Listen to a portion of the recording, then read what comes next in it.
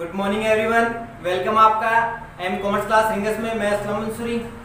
आज फिर से आपकी एक इकोनॉमिक्स के टॉपिक्स के बारे में हम डिस्कस करने जा रहे हैं। इकोनॉमिक्स सब्जेक्ट में आपके मेन जो टॉपिक है प्राइस इलास्टिसिटी ऑफ डिमांड, मांग लॉज की कीमत क्या है, और types of elasticity of demand यानी मांग लॉज की कीमत के कितने प्रकार हैं। ये दोनों टॉपिक डिस्कस करेंगे प्रमोद जी सर के द्वारा। और अगर आपको ये दोनों टॉपिक्स बड़ी आसानी से समझना है तो हमारे इस वीडियो को आप लास्ट तक जरूर देखें। तो आइए हम प्रमोद जी सर से इसके बारे में थोड़ा सा अध्ययन करते हैं। गुड मॉर्निंग स्टूडेंट्स, मैं प्रमोद गौतम आज आपको एक नया टॉपिक इकोनॉमिक्स में बताने जा रहा हूँ। प्राइस इलास्टिसिटी ऑफ डिमांड, मांग की कीमत खोज। डियर स्टूडेंट्स, पहले अपन ने इससे पहले डिमांड का चैप्टर पढ़ा था और डिमांड कैसे चेंज होती है, डिमांड कैसे इंक्रीज होती है, कैसे डिक्रीज होती है, कौन से फैक्टर होते हैं, उनके बारे में अपन ने पहले पढ़ा। आज अपन पढ़ रहे हैं इलास्टिसिटी ऑफ डिमांड। इलास्टिसिटी का मतलब क्या होता है? जैसे चेंज होना। जैसे मान लो मेरे पास ये एक पेन है, इस पेन में कोई चेंज नहीं है, ये कांस्टेंट है, स्थिर है। ये चेंज का मतलब जैसे मान लो कि एक अपन रिबन की बात करते हैं, उसमें चेंज होता है। जैसे ये कॉपी है, इस कॉपी को देखो मैं ऐसे कर ले तो इसमें ये चेंज हो रहा है कि नहीं हो रहा, तो ये इलास्टिसिटी होती है। अब अपन बात करते हैं इलास्टिसिटी किसमें? डिमांड में। अब डिमांड में चेंज कैसे होता है, यानी चेंज होने का एक डिमांड में चेंज किस रीजन से होता है और कैसा चेंज होता है। जैसे अपन ने पढ़ा था लॉ ऑफ डिमांड में, अपन ने पढ़ा था कि अगर प्राइस अगर आपकी डिक्रीज होती है तो डिमांड इंक्रीज होगी, और अगर प्राइस आपकी इंक्रीज होती है तो डिमांड डिक्रीज होगी। जो ये चेंज होगा आपका इंक्रीज और डिक्रीज, ये इलास्टिसिटी होती है, ये चेंज होता है। अब कैसा चेंज? जैसे चेंज कैसा होना चाहिए, हाउ मच, कैसे चेंज होगा? ये चेंज कैसा होगा कि अगर मान लो मैं चेंज इन प्राइस, अगर मैं प्राइस में कोई चेंज करता हूं तो उसका impact on change in quantity, तो उसकी डिमांड पर कैसा चेंज होगा। जैसे मैं अगर मान लो कि मैं ये कहता हूं कि आप अगर किसी वस्तु की प्राइस 2 रुपीज है, उसकी डिमांड 20 है, अगर इसकी प्राइस अगर मान लो 4 हो जाती है, डिमांड 10 हो गई, तो ये जो क्वांटिटी पर जो इफेक्ट पड़ रहा है, जो इफेक्ट आ रहा है क्वांटिटी पे, वो प्राइस के कारण आ रहा है। अब प्राइस में कितना चेंज हुआ जिससे डिमांड में चेंज होगा, तो ये आपकी क्या होती है? इलास्टिसिटी ऑफ डिमांड होती है। जैसे कहने का मतलब इसकी मैं डेफिनेशन अगर लूं कि अगर किसी कमोडिटीज की प्राइस में जिस परसेंटेज में चेंज होने पर डिमांड में जिस परसेंटेज में चेंज होगा वो आपका इलास्टिसिटी ऑफ डिमांड कहलाता है। ठीक है नहीं? जैसे मैंने बताया कि प्राइस अगर डिक्रीज डिमांड इंक्रीज, अगर प्राइस इंक्रीज होती है तो डिमांड डिक्रीज होती है, तो ये आपका इलास्टिसिटी ऑफ डिमांड कहलाता है। अब डियर स्टूडेंट्स, इसमें अपन जो चेंज इलास्टिसिटी में कैसे होता है वो अपन समझते हैं, इंक्रीज डिक्रीज या कांस्टेंट। जैसे मैं आपको एक एग्जांपल के तौर पर इलास्टिसिटी को एक्सप्लेन करता हूं, मैं आपको ये समझाता हूं कि सपोज करो कि आपके पास प्राइस है और क्वांटिटी है यानी डिमांड है। जब आपकी प्राइस 10 है, डिमांड कितनी है? 100, और आपकी अगर कमोडिटी की प्राइस 15 हो जाती है तो डिमांड डिक्रीज होकर कितनी होगी? 50। अब मैं इसमें चेंज की बात करता हूं, तो चेंज इन डिमांड वो कैसा चेंज होगा? जो प्राइस में चेंज होने से डिमांड में चेंज होता है। तो देखो मैं चेंज को रिप्रेजेंट करता हूं डेल्टा से, कि चेंज इन प्राइस और आपकी जो चेंज होने की पॉसिबिलिटीज है वो कैसी होगी। तो ये आपकी मान लो ये हो गई डेल्टा पी और ये हो गया आपका डेल्टा क्यू। मेरे पास जैसे मैं सबसे पहले ये बात करता हूं कि प्राइस में मैं चेंज करूं और क्वांटिटी में चेंज करूं, तो डेल्टा पी यानी प्राइस में चेंज, तो ये चेंज कितना हुआ आप में, यानी 10 से 15 हुई, तो प्राइस में चेंज कितना हो गया आपका 5 हो गया। अब ये प्राइस में चेंज होने से डिमांड में कितना चेंज हुआ, तो ये देखो यहां पर डिमांड 10 पर कितनी थी 100, अब आपकी प्राइस इंक्रीज हो गई तो डिमांड डिक्रीज हो गई कितनी 50, तो क्वांटिटी में कितना चेंज हो गया आपका 50 चेंज हो गया। अब ये तो हो गया आपका चेंज। मैं ओरिजिनल प्राइस की बात करता हूं साहब, यानी फर्स्ट प्राइस, तो ओरिजिनल प्राइस मेरी पहले कितनी थी 10, तो उस 10 पर आपकी क्वांटिटी डिमांड कितनी थी 100। अब प्राइस चेंज हुई 15, तो मेरी डिमांड कितनी हो गई 50 हो गई। अब मैं इसकी बात करता हूं कि आप इसमें जो चेंज होगा, मैं सबसे पहले इसमें चेंज आपने ये लिखा डेल्टा आपका हो गया क्यू और ये हो गया आपका 100, ठीक है। अब मैं ये बात करता हूं इसमें ये चेंज मेरे डेल्टा पी और 100 हो गया। अब मैं सेकंड पोजीशन की बात करता हूं, डेल्टा पी अपॉन पी कितना चेंज हुआ, कितना परसेंटेज चेंज हुआ, change in price, percentage change in price, तो कितना डेल्टा पी अपॉन पी, तो आपका चेंज कितना हुआ 5 और ओरिजिनल प्राइस कितनी है 10 और 100। अब इसको मैं सॉल्व करूंगा तो कितना परसेंटेज चेंज होगा 50% चेंज हो रहा है प्राइस में, और क्वांटिटी में कितना चेंज हो रहा है delta Q upon Q by 100, यानी परसेंटेज चेंज इन क्वांटिटी, तो 50 डिवाइड बाय 100, तो मैं इसको परसेंटेज चेंज करूंगा तो इसमें भी कितना चेंज हो जाएगा 50% चेंज हो रहा है, यानी जितना प्राइस में चेंज हो रहा है उतना ही क्वांटिटी में चेंज होता है, तो वो आपका क्या कहलाएगा यूनिटरी इलास्टिक डिमांड कहलाएगा। यानी जितना आपकी प्राइस में चेंज हुआ उतना ही क्वांटिटी में चेंज हो रहा है, यानी 50% प्राइस में चेंज हो रहा है और 50% ही क्वांटिटी में चेंज हो रहा है। अगर मैं इसको डिवाइड करूंगा तो मेरे पास आंसर क्या आ जाएगा 1, तो ये आपका कौन सी इलास्टिसिटी हो जाएगी यूनिटरी इलास्टिक, यानी ईडी इज इक्वल टू 1। इसका एक फॉर्मूला होता है percentage change in demand divide by percentage change in price.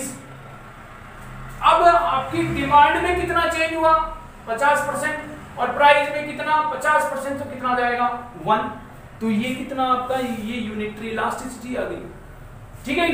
अब मैं सेकंड पोजीशन की बात करता हूं, आपकी प्राइस 5 है, उस पे क्वांटिटी डिमांडेड कितनी है 10, अब प्राइस आपकी डिक्रीज हो गई तो यहां डिमांड आपकी इंक्रीज हुई नहीं, तो 10 से कितनी हो गई है आपकी 50 हो गई, 15 हो गई।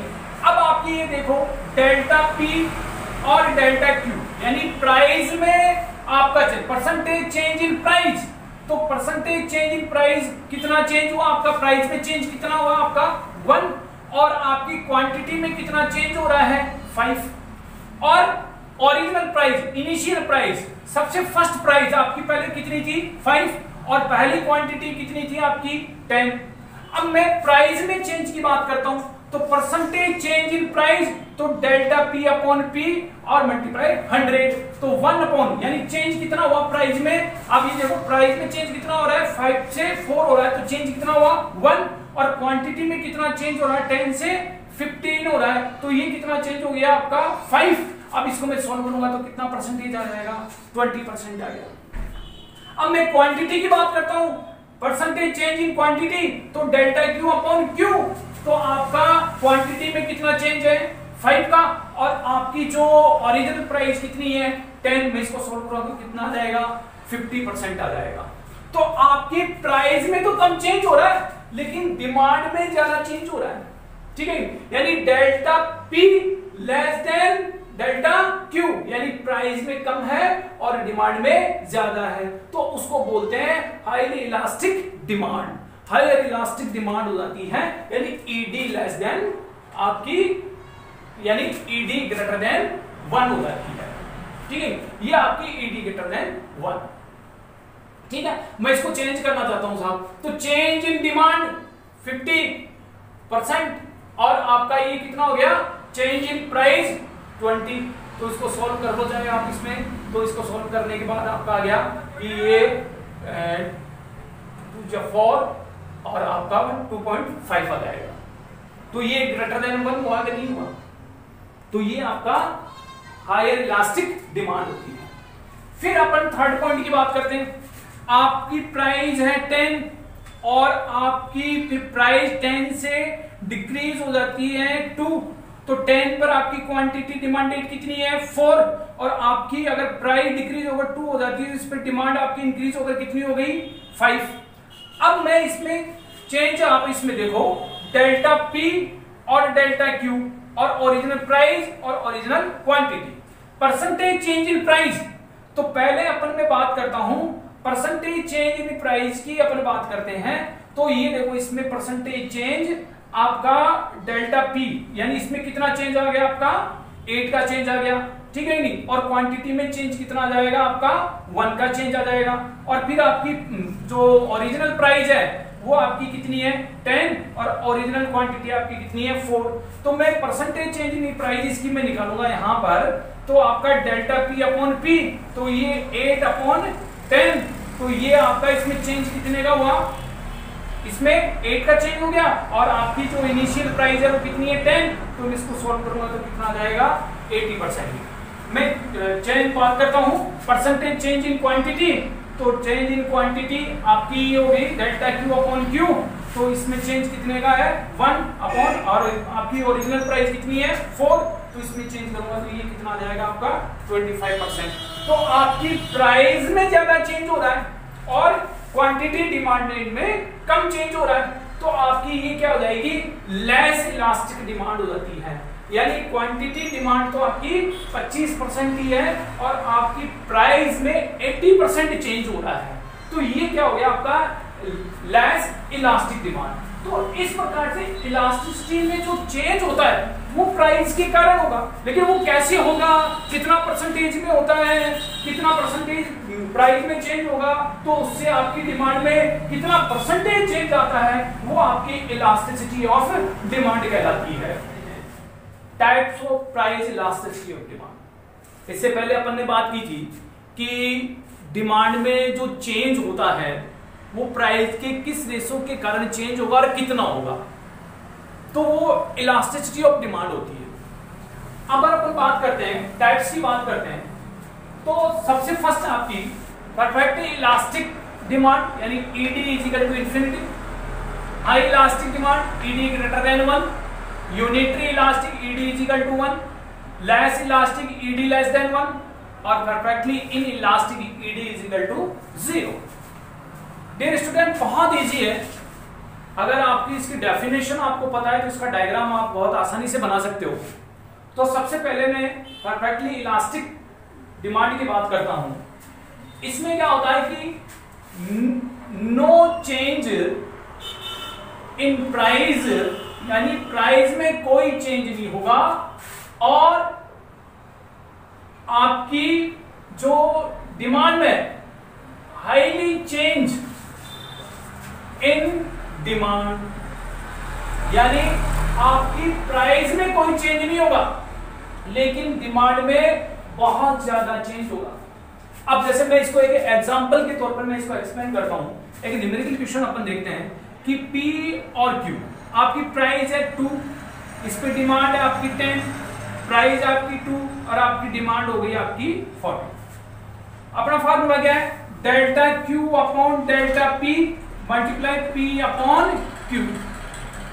अब चेंज इसमें कितने का चेंज हुआ आपका, यानी 30 का, और क्वांटिटी में चेंज और प्राइस में चेंज 0, मल्टीप्लाई इनिशियल प्राइस आपकी 2 और ये हो गया आपकी डिमांड 10, तो ये हो गया आपका 3, तो 3 2 है 6 ऑन 0, तो ये कितना आ जाएगा आपका इन्फिनिट आ जाएगा। अब मैं इसकी डायग्राम की बात करता हूं, मैं डायग्राम बनाता हूं इसका। तो इसका डायग्राम कैसे बनेगा, ये है आपका O X और Y, ये आपकी प्राइस है 2, ये 10 और ये 40। 2 पर 10 और 2 पे 40। ये आपका इसका डायग्राम हो गया, ED इक्वल टू इन्फिनिटी। ये तो अब अपन नेक्स्ट इसकी बात करते हैं, हाई इलास्टिक डिमांड, कि प्राइस में आपका चेंज जो है वो कम हो और डिमांड में ज्यादा चेंज हो, यानी आपकी प्राइस में जो चेंज होगा वो तो कम होगा और डिमांड में आपका चेंज ज्यादा होगा। ठीक है नहीं? अब कैसे, कि जैसे मैं इसको एक प्राइस में चेंज कम और डिमांड में ज्यादा, तो मैं इसको अब कैसे एक्सप्लेन कर सकता हूं डायग्राम के द्वारा। ये आपका X O Y D D,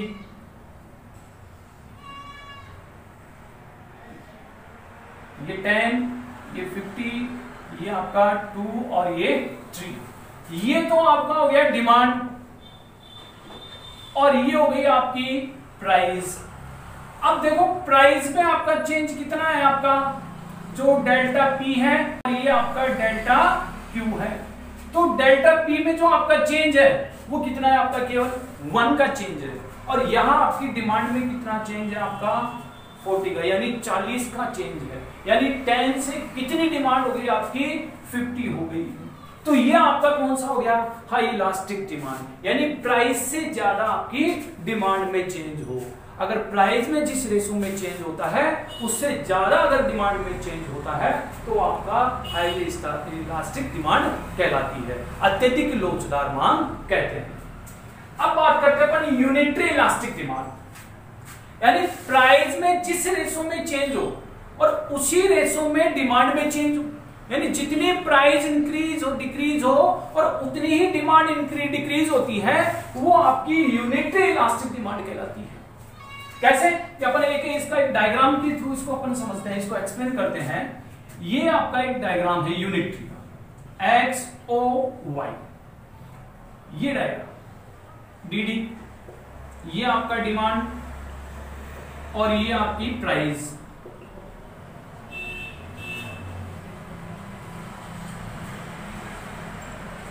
to 4 2 और 4, ये डेल्टा आपका P और ये डेल्टा आपका Q, यानी जितना चेंज आपकी प्राइस में हो रहा है उतना ही चेंज आपकी क्वांटिटी में हो रहा है। तो ये कितना हो गया आपको, ये क्या हो गया, यूनिटरी इलास्टिक डिमांड हो गई, यानी अगर जिस परसेंटेज में प्राइस में चेंज होता है उसी परसेंटेज में अगर डिमांड में चेंज होता है तो वो इकाई के बराबर या लोचदार मांग, ये यूनिटरी इलास्टिक डिमांड कहलाती है। फिर अपन बात करते हैं लेस इलास्टिक डिमांड, यानी इकाई से कम, ED less than 1।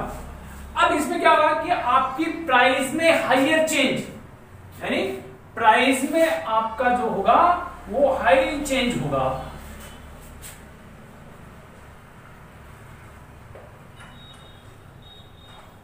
Change price, और आपकी जो प्राइस में है, जो आपकी प्राइस हो रही है उसमें ज्यादा चेंज होगा, और आपकी जो डिमांड है लेस चेंज इन डिमांड,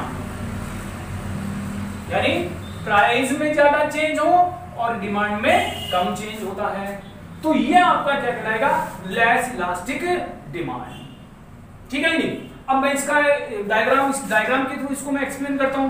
तो ये डायग्राम आपका एक्स ओ वाई,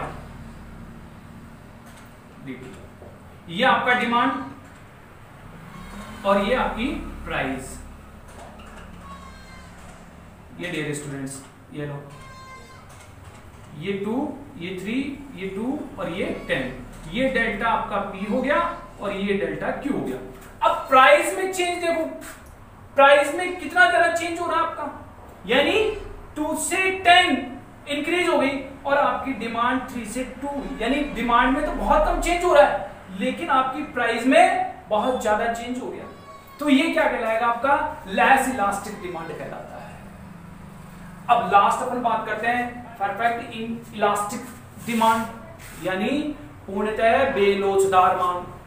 अब इसमें क्या होगा कि आपकी जो डिमांड है, प्राइस में तो चेंज होगा, आपकी प्राइस में चेंज होगा any change in price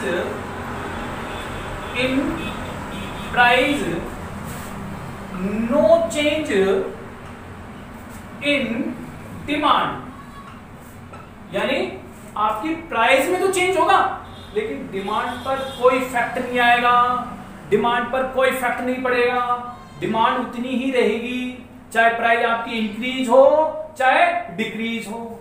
इसको मैं एक डायग्राम के द्वारा इसको एक्सप्लेन करता हूं। एक्स ओ वाई ये आपकी डिमांड है और ये आपकी प्राइस है और ये आपका डिमांड कर्व है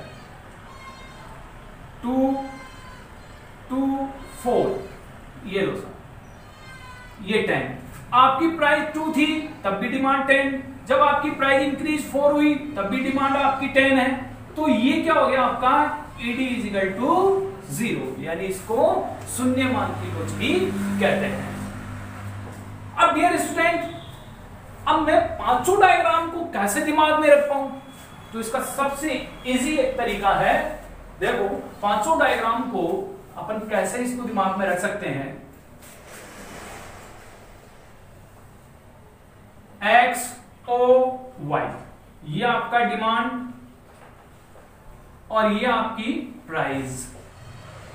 सबसे फर्स्ट कौन सा था आपका परफेक्टली इलास्टिक, तो ये ED is equal to infinite. थोड़ा सा इसको चेंज कर दो तो ये हो गया ईडी ग्रेटर देन 1। थोड़ा सा और इसको नीचे की तरफ कर दो तो ये ईडी इज इक्वल टू 1। फिर इसको थोड़ा सा ऐसे कर दो तो ईडी लेस देन 1 और आपका लास्ट में ये ईडी इज इक्वल टू 0। 1 2 3 4 और ये 5, ये पांचों डायग्राम।